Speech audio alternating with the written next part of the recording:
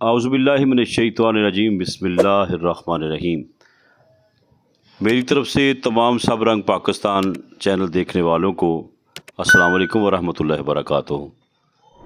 हज़ूर अकरम सल्लल्लाहु अलैहि वसल्लम की मिदहत सराई करनी, सनाख़ानी करनी बहुत बड़ा एज़ाज़ है और अल्हम्दुलिल्लाह जो बंदा भी नात रसूल मकबूल सल्लल्लाहु अलैहि वसल्लम पढ़ता है यकीनन वो इबादत करता है।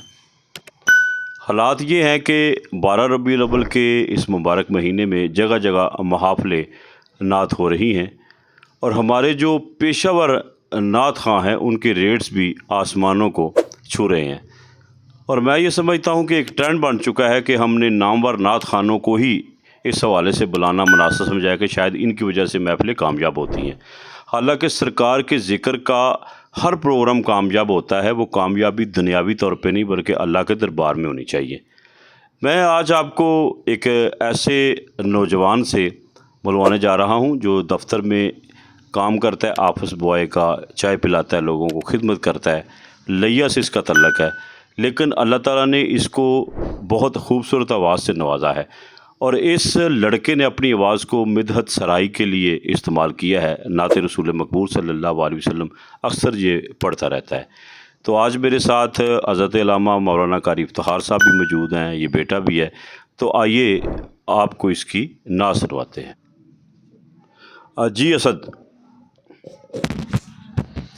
हिके अरब दा ढोला मिल जावे, असां जग दे ढोले की करने,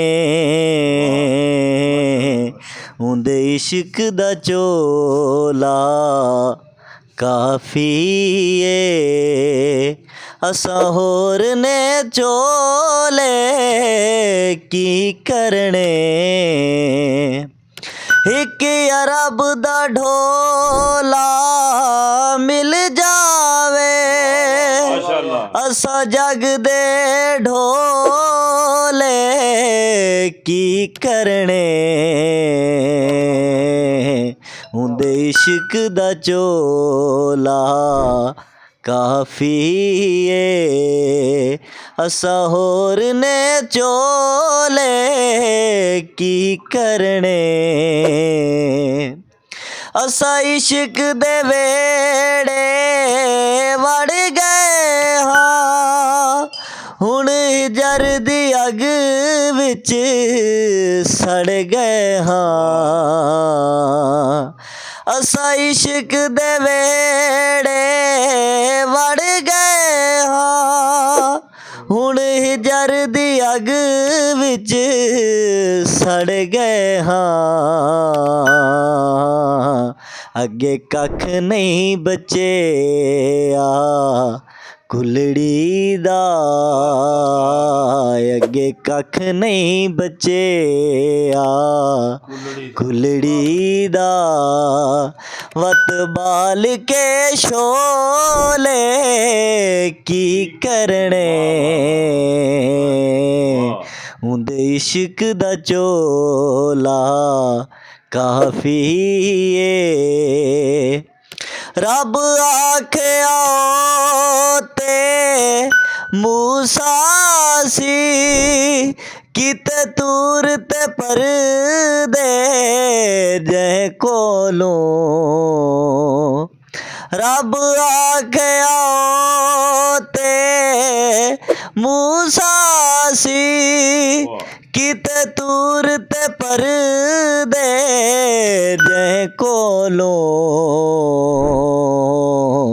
तैनू सजन बनाए चन माही हाँ, तैनू सजन बनाए चन माही, सजना तू ओले की करने, उंदे इश्क दा चोला काफ़ी है। या हसरत दिल विच डाढ़ी है, शाला आका चाहे फरमावे या हसरत दिल विच डाढ़ी है शाला आका चाहे फरमावे जदो हाकिम कोल है खिदमत ले हाँ जदो हाकिम कोल है खिदमत ले गैरां दे कोले की करने उंदे इश्क दा चोला काफी है असां होर ने चोले की करने। जी माशाल्लाह, जज़ाकल्लाह जी, बहुत शुक्रिया, बहुत प्यारी आवाज़ है। और मैं ये समझता हूँ कि इस बच्चे ने नात पढ़ी, आपको पसंद आई होगी। तो जो हमारा आज का ट्रेंड चल रहा है उस हवाले से हमारे जो मकतबा के मारूफ माशाल्लाह आलिम दीन है डस्का के कारी इफ्तिखार साहब, इस हवाले से ज़रा बता दें जो ट्रेंड बन कर चुका है हमारी महफ़ल का, या ये भी बता दें कि एक ख़तून की आवाज़ जो है वो डेक पे चलाई जाती है, ये इस तरह की जो चीज़ें चल रही हैं, तो इस हवाले से भी बता दें और इस बच्चे के हवाले से भी, ऐसे नात खानों के हवाले से भी बताएँ। बिस्मिल्लाहिर्रहमानिर्रहीम। पहली बात तो यह है कि ये जो डेक पे ख़वातीन की आवाज़ें चल रही हैं वे शरई तौर पे इसकी कोई गुंजाइश नहीं है, क्योंकि औरत को हमेशा के लिए आवाज़, हर किस्म का पर्दा उसके लिए ज़रूरी है। तो ऐसी महफ़िल से बचना चाहिए, अपने आप को बचाना चाहिए। दूसरा जो आप कह रहे हैं इस बच्चे के हवाले से माशाल्लाह बड़ा मज़ा आया और मैं इसे दावत देता हूँ इंशाल्लाह अन करीब इसको अपनी महफ़िल के अंदर इसकी नात भी पढ़ाएंगे। और दूसरा ये बड़े बड़े जो महंगे नात हैं ना, उनसे जान छुड़ाएं और कोशिश करें जो आपके कुर्ब व जवार में नात खाएं ना, उनसे नातें सुना करें जो फ़ी सबिलिल्लाह इश्क़ रसूल में पढ़ते हैं। ऐसे लोगों को दावत दिया करें। अपने कुर्ब व जवार में ध्यान रखें, जिस जिसकी आवाज़ अच्छी है बजाय इसके कि वो सॉन्ग गाने वगैरह बोले, उसे नात की तरफ लगाएं। जब आप बुलाएंगे तो उसका ज़ौक़ बढ़ेगा, इंशाअल्लाह नात या कलाम पढ़ते